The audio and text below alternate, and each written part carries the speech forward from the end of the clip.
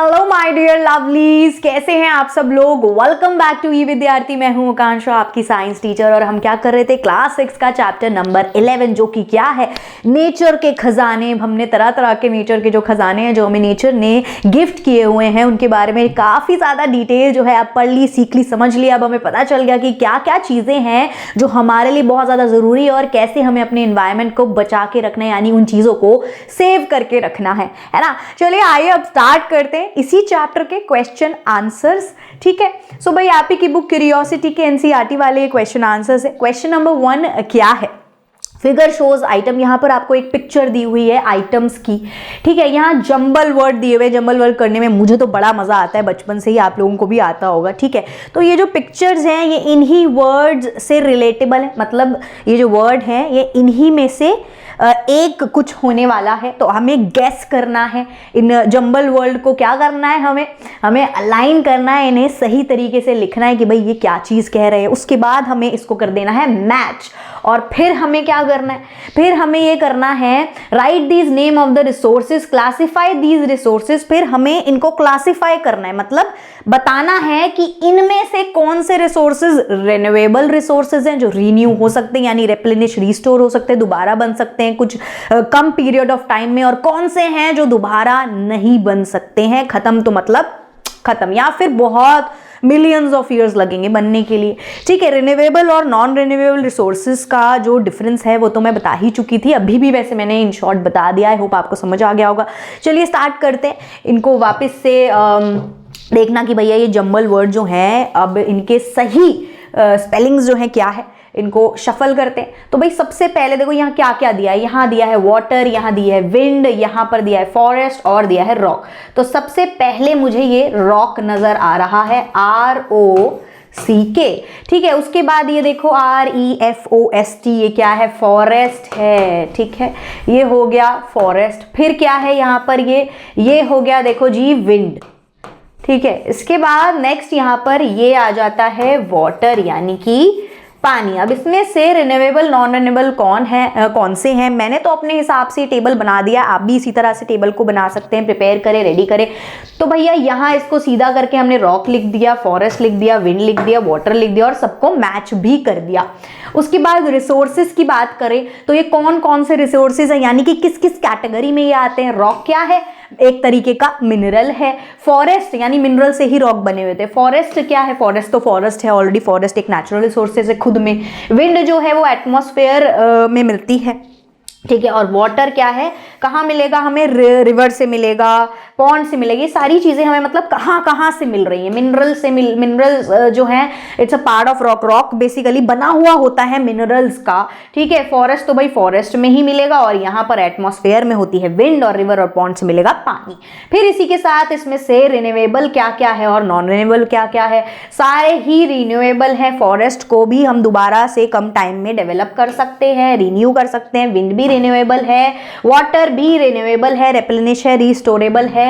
लेकिन जो रॉक होते हैं अगर एक बार मिनरल्स खत्म कर दिए तो सालों साल लग जाते हैं इनको दोबारा मिलने में, या फिर ये एक्चुअली तो ये लिमिटेड ही है, ये मिलेंगे ही नहीं, क्या पता हमें मिले ही नहीं, तो ये लिमिटेड है, ये खत्म हो जाएंगे, नॉन रिन्यूएबल हैं।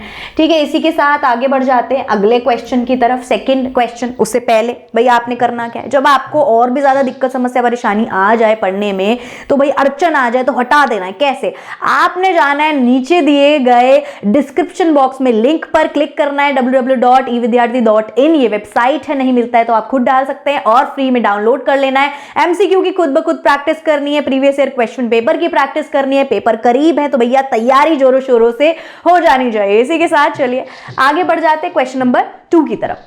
अब यहाँ ट्रू फॉल्स करने हैं, जो कि मेरा फेवरेट पार्ट है ना। तो ट्रू फॉल्स में मजा आ जाता है। तो nature has all the resources to meet human need, क्या ये सच बात है, क्या ये ट्रू है।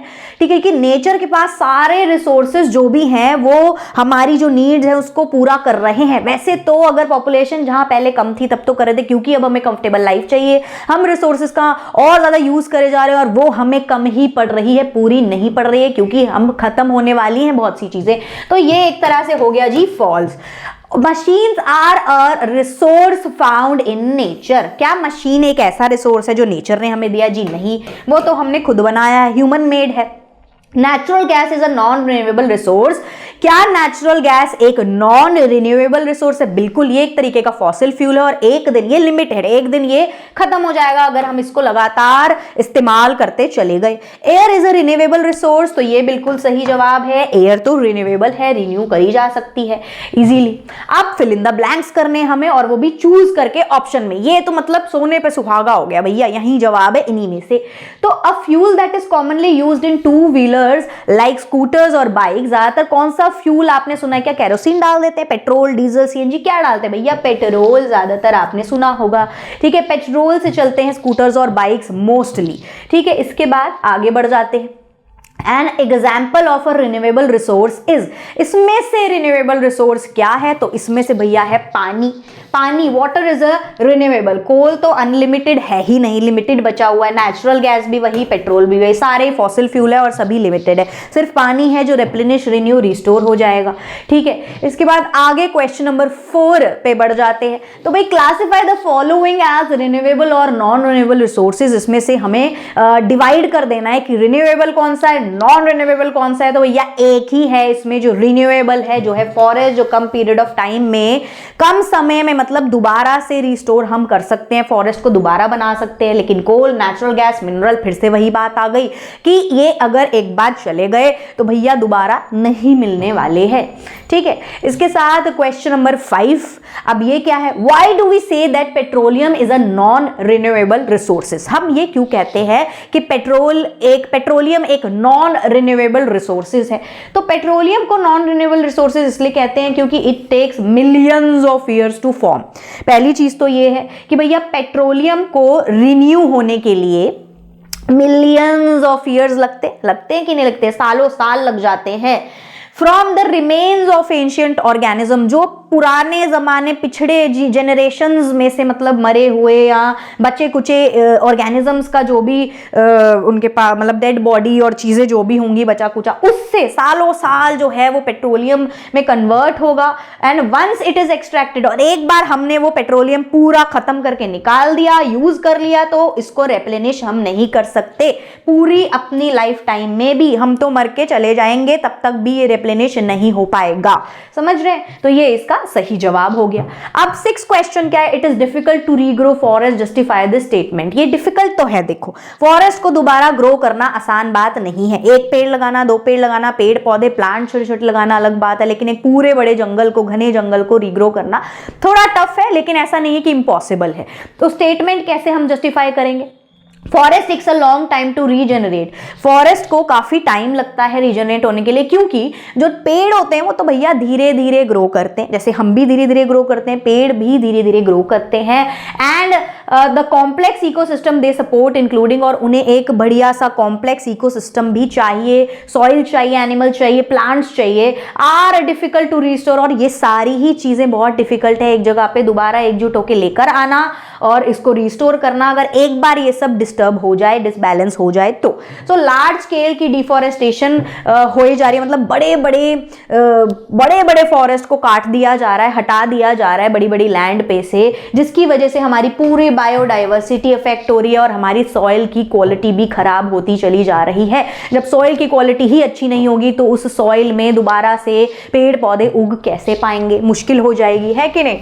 अब नेक्स्ट क्वेश्चन नंबर 7 क्या है हमारे पास? अब ये है, एक लिस्ट बनानी है आपको 5 डेली एक्टिविटीज की जिसमें आप नेचुरल रिसोर्सेज को मतलब यूज करते हो अपनी लाइफ में।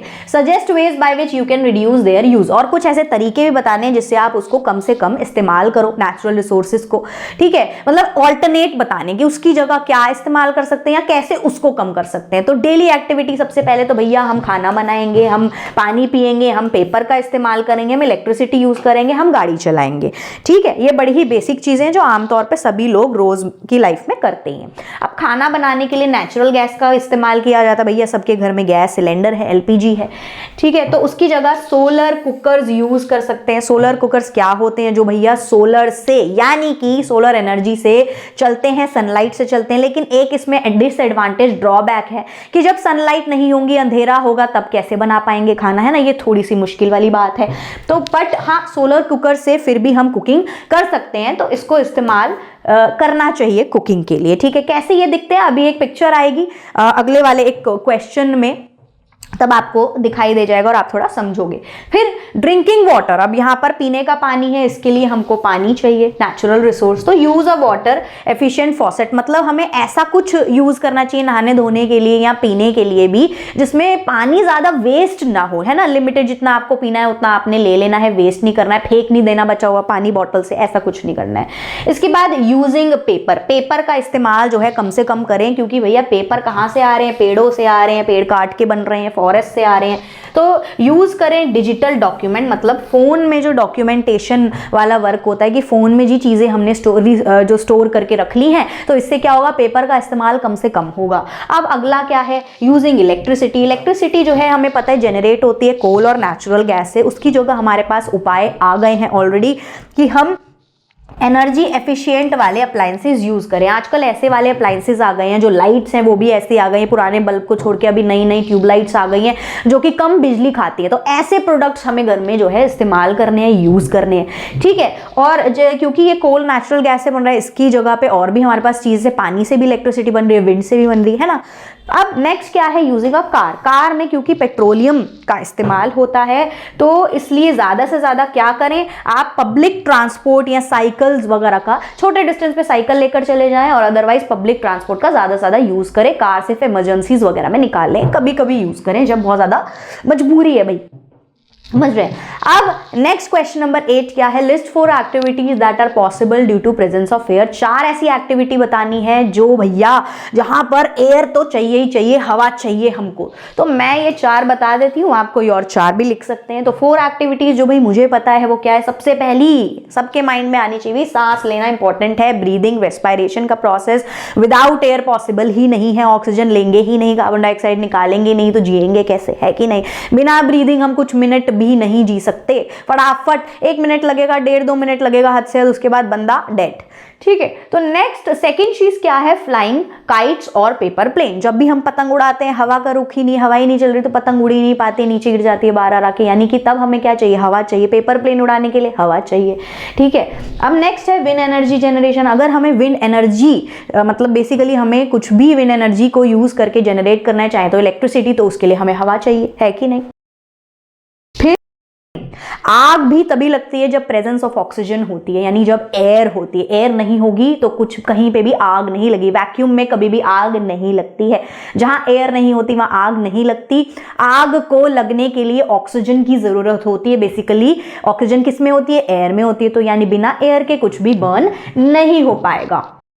चलिए, इसी के साथ अभी इस वाली वीडियो में सिर्फ इतना ही था। सिर्फ 8 क्वेश्चन आंसर्स मैंने अभी कराए हैं। अगली वाली वीडियो यानी कि पार्ट 2 में करेंगे आगे के क्वेश्चन आंसर। इसी के साथ ये चैप्टर हो जाएगा यहीं पर पूरी तरह से एंड, और फिर हम करेंगे लास्ट यानी अगला वाला चैप्टर। तब तक के लिए बाय बाय क्यूटीज, फिर मिलेंगे अगली वाली वीडियो में।